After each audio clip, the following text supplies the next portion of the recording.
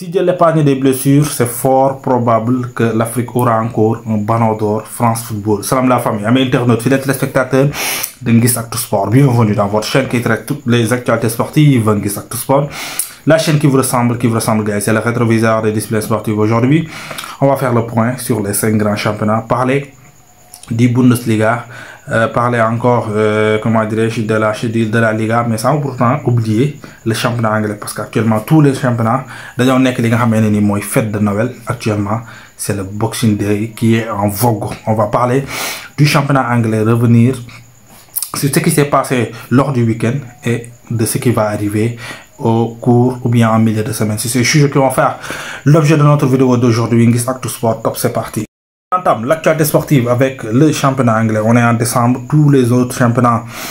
sont allés en vacances et actuellement, seul le championnat anglais joue. Et c'est quoi? C'est le Boxing Day qui nous attend. Ça se passe où? C'est en Angleterre que ça se passe. On va parler d'un joueur qui est en train d'éclabousser ce championnat, mais aussi on va parler d'une équipe qui est, peut-être on peut dire, c'est à ce moment où on parle, ou bien à ce stade de la saison, la meilleure équipe au monde. Il s'agit bel et bien des Reds de Liverpool. Liverpool qui étrie les Spurs 6-3 avec un Mohamed Salah encore stratosphérique, on peut dire. Salah, c'est un joueur à qui l'Afrique peut compter pour encore avoir le ballon d'or France Football. Parce que si Liverpool joue sur tous les tablettes, et ce qui c'est l'hormone qui est amené depuis le début de la saison, on peut bel et bien espérer un ballon d'or France Football avec Mohamed Salah, parce que Salah actuellement c'est très fort. C'est le premier joueur d'ailleurs pour atteindre la barre des 10 buts et délivrer les 10 passes décisifs avant la première partie de saison. Cela montre que ce joueur est stratosphérique. C'est un joueur qui est sur les 10 dernières années en Afrique, ou bien on peut dire même en Europe, le joueur le plus constant, parce que Salah depuis que Liverpool, année après année, il ne cesse pas d'évoluer. On peut dire sa saison de 2018, il a 35 buts en Premier League cette année.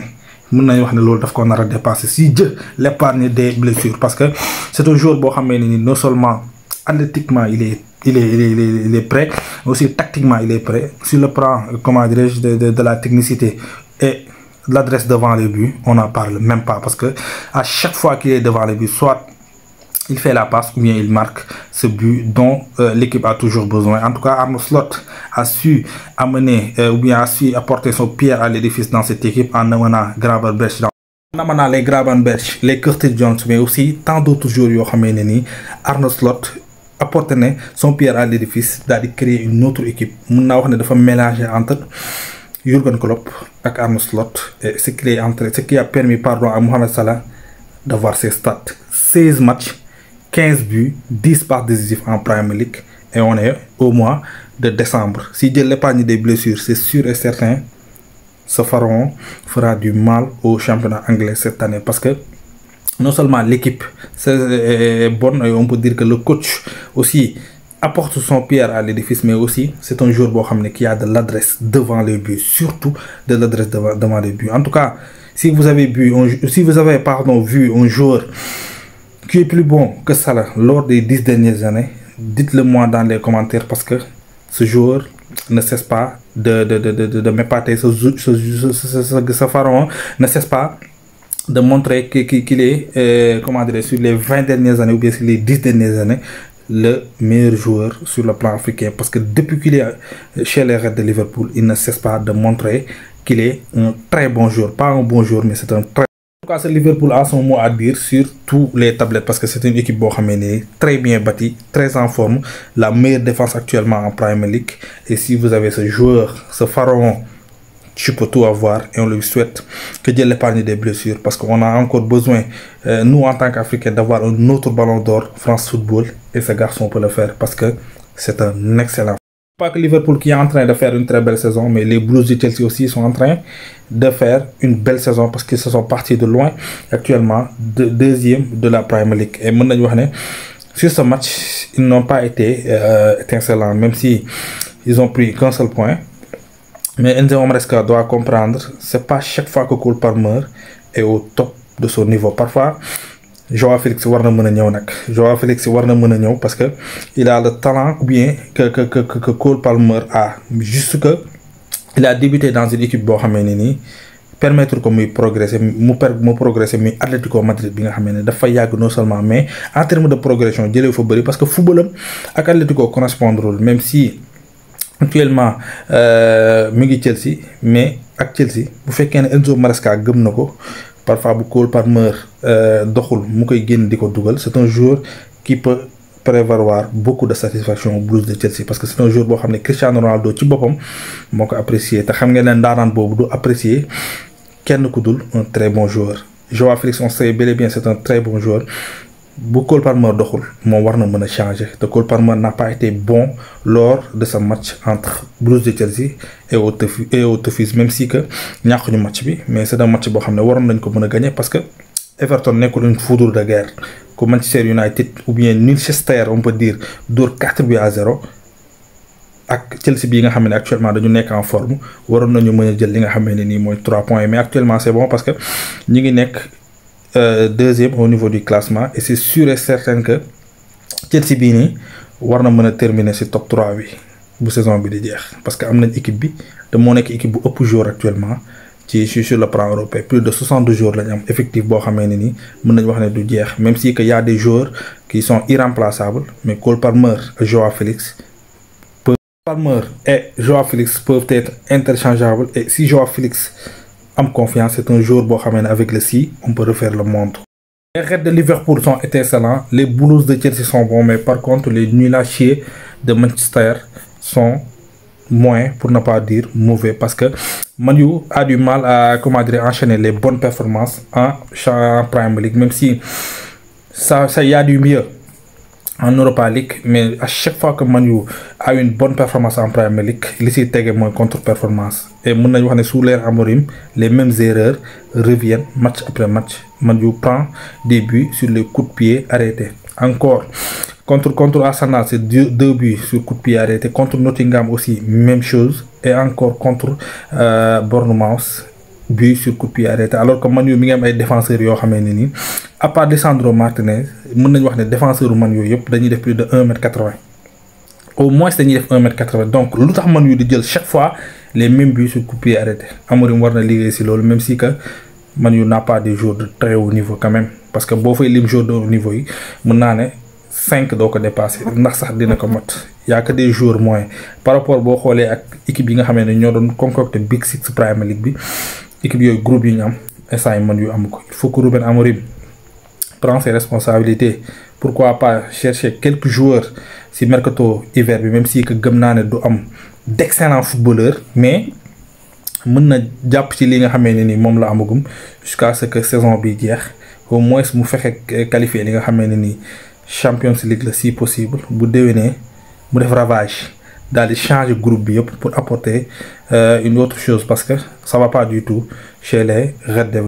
On quitte l'Angleterre pour parler sur le championnat allemand. En Bundesliga, Bayern termine l'année en apothéose en battant RB Leipzig 5-1, comme vous le voyez actuellement premier au niveau du classement. Derrière, Bayern Leverkusen est en troisième place. Francfort, et comme je vous le rappelle, il y a un autre pharaon égyptien qui est en train d'éclabousser le championnat allemand, c'est Omar Marmoush qui joue actuellement avec Francfort. Excellent footballeur, excellent attaquant on peut dire, mais en tout cas Bayern est actuellement premier et termine la première partie de saison avec la place du leader, mais aussi Bayern Leverkusen qui a joué l'année dernière avec l'invincibilité, joué tout le championnat sans pour autant avoir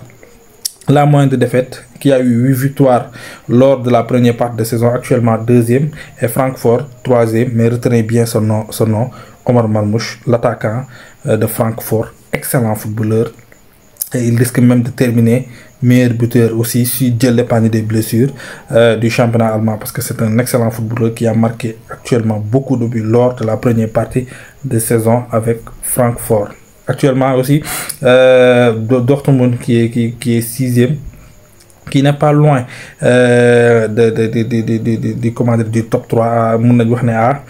2 points du top 3, qui peut revenir sur la deuxième partie de saison. Mais en tout cas, Dortmund est plus bon en Champions League qu'en championnat. En France, il n'y avait pas de championnat, on jouait la Coupe de France, les 16e de finale. Et en Liga, par contre, il y avait du championnat la dernière journée avant les réveillons et actuellement, comme vous le voyez sur le classement. Atlético Madrid qui est actuellement premier au niveau du championnat. Une chose que personne envisageait dès l'entame de la saison, parce que Barça marchait sur toutes les équipes. Ils ont été piégés lors de leur match face à Atlético Madrid. D'ailleurs, la première victoire de Diego Simeone au Camp Nou depuis qu'il est entraîneur, ou bien depuis qu'il est entraîneur de l'Atlético Madrid. Mais en tout cas, c'est très serré, parce que 38 points pour le Barça qui ferme la marche du podium 3e, 40 points pour le Real Madrid, comme si le Real waxoon nañ ne dañu doon génne asaka début saison bi. Real qui est en train de revenir, Kylian Mbappé qui a marqué un excellent but. Je vous l'avais dit, il faut que moi ait confiance, il faut que vous lui donnez du temps pour me retrouver son meilleur niveau, parce que c'est un joueur boo xamee ni à chaque fois qu'il marque, tu sens nettement que la qualité est là, la technicité est là, ça reste juste la confiance et de s'acclimater, de s'imprégner au niveau du groupe pour mën a jëlaat li nga xamee ne ni moom mooy son cran bi nga xamee ne ni amoon na ko fële sa Paris Saint-Germain. Mais aussi l'Atlético bàyyi leen ko xel, bu ko kenn génne si groupe si comment dirais-je, si les potentiels candidats pour jël li nga xam ne la Liga, parce que am nañ groupe bi, am nañ équipe bi, te xam nañ ni ñuy footballer, parce que keroog ils ont piégé le Barça daal koy gagné li nga xamee ne nii mooy si dernière minute yi. Et bàyyi leen xel li ma leen wax, Atlético bokk na si li nga xamee ne nii mooy potentiel candidat pour championnat yi. Par contre Séville après biñ jëlee défaite bi face au Real Madrid, limogé nañ si nga xamee ne nii mooy seen coach, parce que Séville nekkatul équipe bi. La question du jour, c'est quel choix faites-vous par rapport à ces 4 fantastiques joueurs, ces joueurs qui ont été très bon lors de la première partie de saison? Vous nommez qui comme meilleur joueur lors de la première partie de saison entre les 4 championnats, même si il n'y a pas de fête en Angleterre, mais en tout cas ces 4 joueurs nous ont régalé lors de la première partie de saison. Vous choisissez qui comme votre meilleur joueur lors de la première partie de saison. C'est toujours un réel plaisir de vous servir. Continuez à liker, continuez à commenter, continuez à partager, mais le plus important, c'est d'abonner et d'activer la cloche de notification pour ne rater aucune de nos prochaines vidéos. Allez, peace.